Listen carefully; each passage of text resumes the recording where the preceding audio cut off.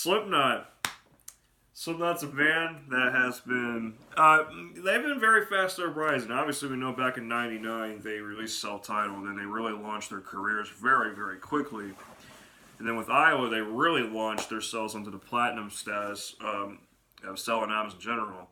And where we're at right now, if We Are Not Your Kind, which is the album we're going to be talking about, yes, not just me, I'm not the only person, we'll introduce him in just a second, but Slipknot released We Are Not Your Kind back on August 9th, 2019. I was really looking forward to the follow-up. The Great Chapter for me didn't do a whole lot for me. I actually thought that was a bit of a disappointment to All Hope Is Gone. I saw a lot of people like the album. I was just like, I don't see the real hype to it. There's a few good tracks, and the rest of it just seemed like it was just mediocre at best. But with this album, though, we're Slipknot able to really captivate once again, that they can prove that they can really make some really interesting music. Joining with me is also another Slipknot fan. He really likes Slipknot. He's been listening to them for quite a while, and he's also got a YouTube channel, and I'll introduce that in just a second. Ladies and gentlemen, please welcome Chris Guevara, who's my roommate in college. Yep. And Chris has got a YouTube channel as well, Nature's Limits. Go check that out. He posts vlogs of trips and stuff like that. Also, of the Ball State Storm Chase trip we did back in May. But so, yeah, Chris, this album has 14 tracks. It's just a bit shorter than The Great Chapter. Yeah. And it's 64 minutes, I'm sorry. I've had a bit of a funny night so far. But, yeah, let's get started. Chris, the first track we got is Insert Coin. It's just another intro filler. Oh, my God. I have nothing to really say about that. I mean, it's literally like, was it Execute and All Hope Is Gone, and it's kind of really just leading on. But unlike Execute, Execute kind of transitioned into the next song, which I can't remember by heart what the next Demetria, something like that. Yeah, so whatever the second track was, and All Hope Is Gone, it kind of transitioned into that. It's a coin to the second track, which is Unsainted, which is the preview that they released back in May and stuff like that. The first single, the very first song of the album they actually released. It doesn't have a good transition. It just kind of does its thing, and then it just kind of just stops abruptly and then moves on to the next one. So. I agree with that. With that, we go on to Unsainted, which is the first single we got. More of a radio-friendly track. Would you agree with that? Like, more of a simple... I would.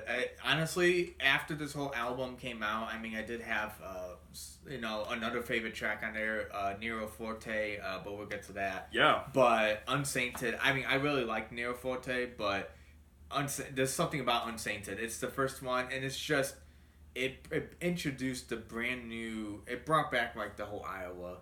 And it also brought back a lot of the heaviness that a lot of people were looking at, but it wasn't. It was heavy, but it was almost like something everyone would like. It was a great introductory song for the new album that they released. I feel like that song definitely was that. I agree. Also, another thing I mentioned, I noticed with this was Corey Taylor's vocals. It seemed like he kind of got improved with that. You know, when you quit smoking, you really can do a lot of great things with your voice. Yeah. But it was the exact opposite for like a singer like Claudio Sanchez from Coheed and Cambria, where he quit smoking and lost his really high-pitched vocals. But Unsainted, really a heavy-hitting song, really sort of simple, if anything. But we get the Birth of the Cruel. I like this song because it really gives a curious sense in the beginning. It's just like you're really like, well, what's gonna happen? You know, like that ding ding ding ding ding ding ding, like that intro, and then you really kind of launch into it. It really feels like it's a bit of a Volume 3 mix, I would say. Yeah. I like the song. It's just really cool, and then the breakdown where it kind of gets really aggressive. It feels kind of like Volume 3 a bit with this song. I really like this single. This came out a week before the album came out. Great song. We're already off to a great start, Chris. We get to, we get to Death Because of Death. Let's just say that I play it to annoy him too much. It's another filler. It's just another quick filler. Oh, this is just some weird sounds in the beginning, and then it just goes into Death Because of Death Because of You. It's just, he didn't really find that too pleasing, I guess. Would you like to share your experience? I'll share my experience. See, Nero Forte is definitely it's definitely my second favorite song on the track. and it kind of moves on. Actually, kind of think about it. I mean, Nero Forte and Solway Firth, I think that's how you say it. It kind of been tied for number 2. Yeah. I do love Nero Forte. I definitely love it's kind of towards like a little bit towards the end. The last where it's just a little bit of drums, and then eventually then it's just kind of like Corey just kind of almost kind of singing solo with just very few instruments, and then you have a lot of the background vocals and stuff like that. But I also really love Solway Firth. Firth. Yeah, Firth. And we'll get to more on that. And stuff like that. But we'll get to that. But Nero Forte definitely. I really kind of fell in love with that song a lot. Like I said, towards like the ending and stuff. If you guys kind of know what I'm talking about. He's kind of like the transition to the last part. It's really good. The whole song's good. Really get it. I get a All Hope Is Gone / Volume 3 vibe. It kind of reminds me of Vendetta from All Hope Is Gone. Really great song. Critical Darling brings an Iowa vibe really well, I would say. Like the beginning of it's just kind of, it's just really heavy with the drop A tuning, which they use a lot of on Iowa specifically. Yeah. I really liked how, along with Nero Forte, the chorus of the clean singing, it's just, you kind of feel like you're back in time. You're back in the Iowa age, where the vocals, clean vocals, kind of sounds relevant or like similar to that. Mm-hmm. Critical Darling then ends with a 1.5 minute or so transition into A Liar's Funeral, which I like. I kind of liked actually how it kind of just all of a sudden cuts out and it kind of just goes like it drones to the next song. Yeah, I feel like that's what they should have done out with the intro. Like with Execute. I mean, I feel like I understand songs have intros. It's not supposed to be that much, but I feel like there should be some sort of transition to the next song, because that's what an intro is. If it's all sudden and abrupt, and it has no transition to the next song, I just don't. I mean, that's just my personal opinion. I mean, there's nothing wrong with it. I mean, if you think 505 from Iowa, yeah, I mean, 515. It's okay. Oh, 515. It's all good. Yeah, they know those. But if you think about it, I mean, like that intro compared to the next song, it has absolutely nothing to like. There's absolutely no way you can transition into the next song with that type of intro. There's a lot of meaning behind it, but. Yeah, that's quite an intense intro build up. Like something like that. If you're having an intro like that, it'd be kind of cool in our opinion to kind of have a transition like that. A Liar's Funeral is a bit of a slow, heavy song. This is where Slipknot kind of slows things down quite a bit. This is the first real true slow song on the album, and it kind of really, I like the darkness that surrounds it. It kind of feels like it's a very stormy night, and you're kind of in the medieval age or something like that. I have no idea, but I like the vibe I get from this song.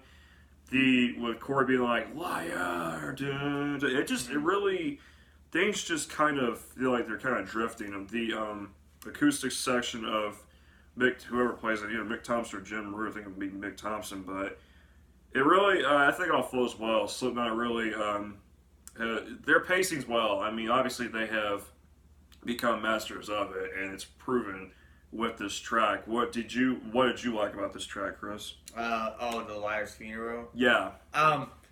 It seemed kind of. It didn't really seem heavy. Like obviously with Slipknot, I mean you're not gonna get every single track to be heavy. I mean Iowa was kind of like that, but as they start releasing new albums, All Hope Is Gone. The 0.5 Degree Chapter. I mean. Not every song was going to be, and this one kind of transitioned from both like heavy to then just kind of calm, but I think overall it wasn't heavy, it's sort of saying, but it was kind of like a middle ground basically. It was it was definitely a middle ground. It definitely wasn't anything too extreme, but also wasn't anything like too weak. So it just kind of had that little fluctuation, basically. So and the whole and that's something I should have clarified earlier. The whole track ain't heavy. It's like when you get to the chorus, you feel that just slow heaviness. The part where just kind of did the percussion, the percussive background of it. So great track here. I really liked it. Once again, the first half is strong. So we get to Red Flag, which is a heavy song once again to kind of return back to. I feel like this is just probably another general track on the album. However, once again, I like the intensity that the band brings to this. I don't know which album I would equate this song to. Maybe All Hope Is Gone. It has more of that kind of vibe. I thought Red Flag was not too bad. There is intensity with this track, and I like it. But then again, it kind of sounds like it's about another general song in the album, maybe. But I wouldn't say that's a down point, though. Mm-hmm. They've done a good job, really. Pardon me. They've done a well done job already of just pursuing just madness and pursuing it in a way that is intriguing to the listener. So there you go. Anything you wanted to add to Red Flag? I mean, it's kind of. I mean, if there is one red flag, it's death because of death, but that's pretty much it. So. Oh my god. Moving forward to what's next. It's another the third and final transitional filler. It's a bit of a like you're in the elevator, like you're going down the elevator though, because it leads into a song like Spiders, which is one of the shorter tracks on the album, which is, I thought this track was a bit strange. The keyboard notes at the beginning, just kind of with the percussive background, things kind of feel cautious, maybe, in a very strange and unusual place, like an unknown land or something like that. Something happened. I was hoping Steven was going to give me the spotlight for the What's Next song, like to kind of have my thing. I was kind of hoping he was going to say that because I was going to transition into when he was going to be like, Chris, I mean, what's your feelings for What's Next? I was like, well, Spiders is What's Next, so... Oh, man. One of our friends would have been proud of that, that's for sure. Yeah, yep. I thought this track, though, it's got some, like, heavy percussive background to it. Like, again, kind of a bit like A Liar's Funeral with a chorus, but this time it's a little bit faster. The tempo is a bit more moderate. Was there anything you liked about the track, or was this kind of a track that kind of was just like, I don't know, like, because of it being a little bit strange? The creativeness is like kind of there at this point. You kind of see creativity start. It didn't really hit me as much. I mean, a lot of people were just like, oh, I love Spiders, but I listened to it. I don't know, something just didn't really click. I don't know if it's just because me, especially I have my own playlist on my own phone called Octane Radio, especially if you if you're a subscriber to Sirius XM Radio, you guys probably know that channel 37, Octane. Alright, but anyway, I do have a playlist on my phone called Octane Radio. It's kind of stuff I got from like my stepdad and just other songs and stuff. It's kind of like the hard rock channel. Yeah. And a lot of my Slipknot songs on there a lot more heavier. So it's definitely not anything like, and it's not all heavy. Not the whole thing is heavy, but in terms of just Slipknot songs and that playlist of mine, you know, I have Disaster Piece, I have The Devil and I have Unsainted, I have Neo Forte, you know, it's kind of like I said, I have Solway Firth. Yeah. So, I mean, we kind of breaking it down from there. I mean, you know, it didn't, like I said, it's not a terrible track, but to me, I like to listen to a little bit more on the heavier side. I just like that. That is like that from Slipknot, so. With it being like a track like this, being with the distinct creativity, this is kind of where it brings it out a little bit. Orphan is the next song. This is the first of 3 straight 6+ minute songs. This is where we kind of begin with the whole little bit of intro filler, and then it gets into the song kind of. With this one, you launch into a heavy song. I think, like, once again with Red Flag, I think this is more, honestly, of just another average Slipknot song. Yeah. The intensity is there, obviously, but at this point, and it kind of feels like, once again, you can play the places towards the middle or towards the end of Iowa a little bit. Mm-hmm. But Slipknot trying to keep us on our toes here with the heaviness. I kind of like the dynamic shift we've been having the last few songs, ever since back at the end of Critical Darling. And it's really quite interesting, though. I mean, Chris, I think for you, you were saying you were all right with the song. I'm not sure, though. I was. Like I said, I have the same feeling with Spiders. Yeah. You know, it still kind of has that balancement a little bit. With that being 6 minutes, I think at some point in time I was just kind of like, man, this song just keeps on going and going. I mean, especially when you listen to it, it's just like, holy crap, when is this song gonna end? But you know, I mean, not too much. I mean, it was a good song, but you know, like I said, you're coming from my perspective. You're coming from from me. I like to listen to stuff that's a little more heavier from Slipknot. Not all the way like super heavy. Sometimes I'll kind of balance it out, basically. So like the Snuff, Snuff, Dead Memories, Sulfur. Yeah, those are some songs. Like it's not all the way heavy. You know, Unsainted's not super heavy. It's kind of a mixture of the heaviest song in my opinion with them. But Neo Forte, close. Same thing. It's nothing, but it's talking more heavier. Solway Firth, Disaster Piece.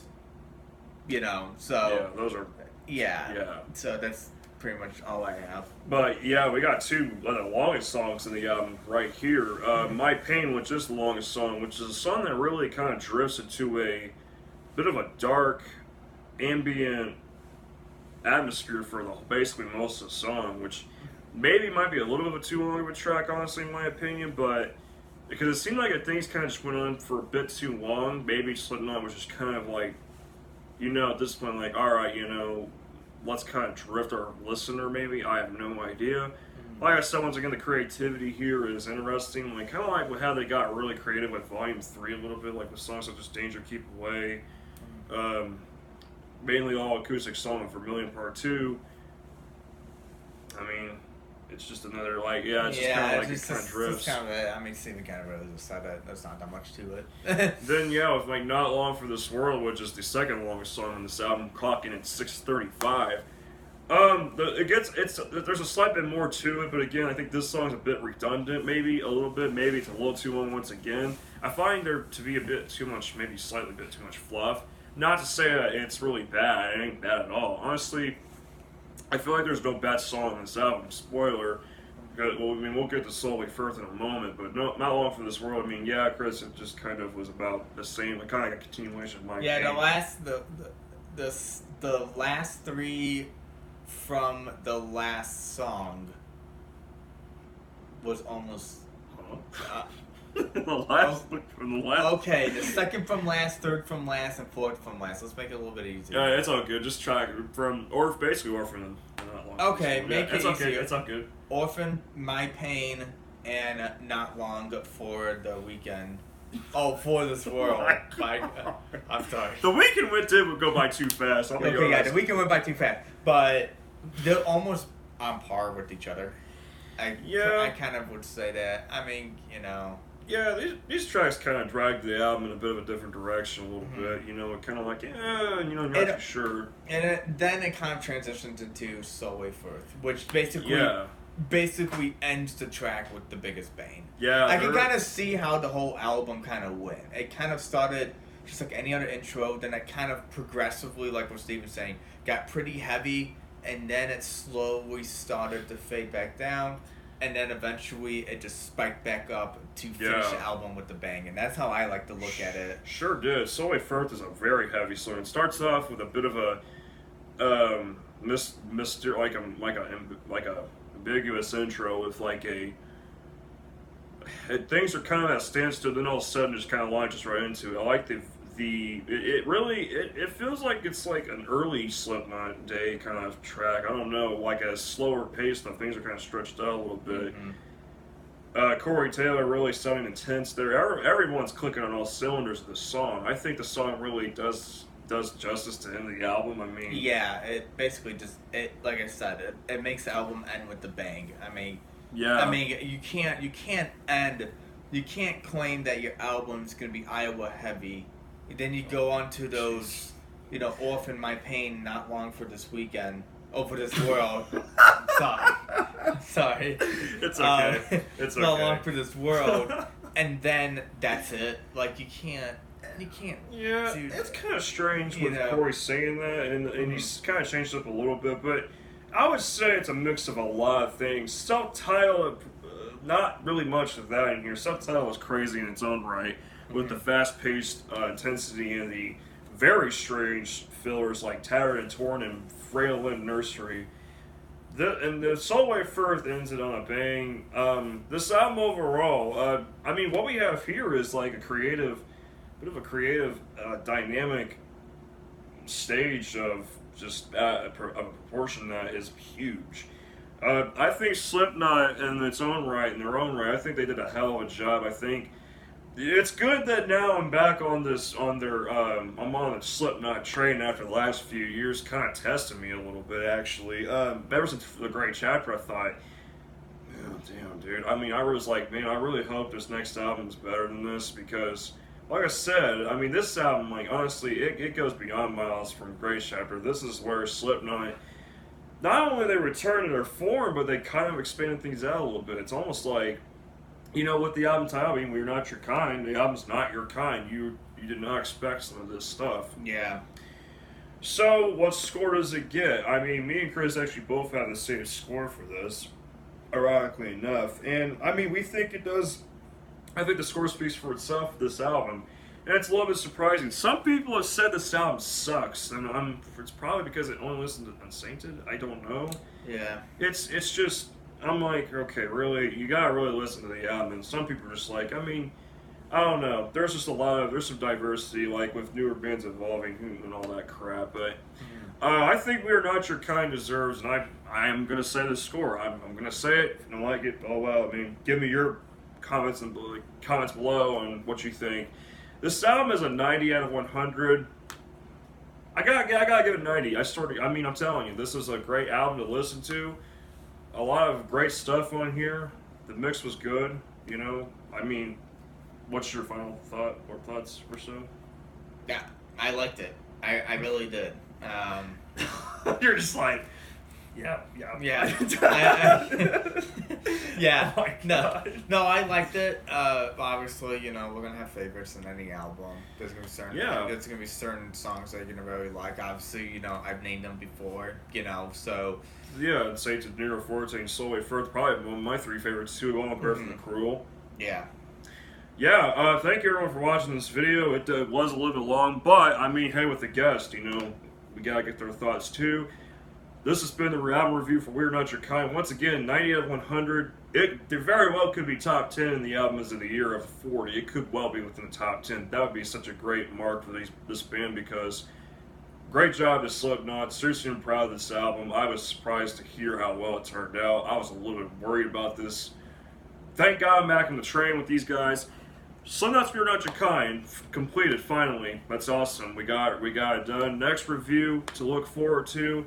Not too sure yet. I'm gonna say Pelican's Nighttime Stories is next. Not sure yet, but we'll see. We will see. And then Opeth's Incarnate Venom. I will be reviewing that album soon, so stay tuned. Hope you guys have a great rest of your evening. Once again, check out his YouTube channel, Nature's Limits.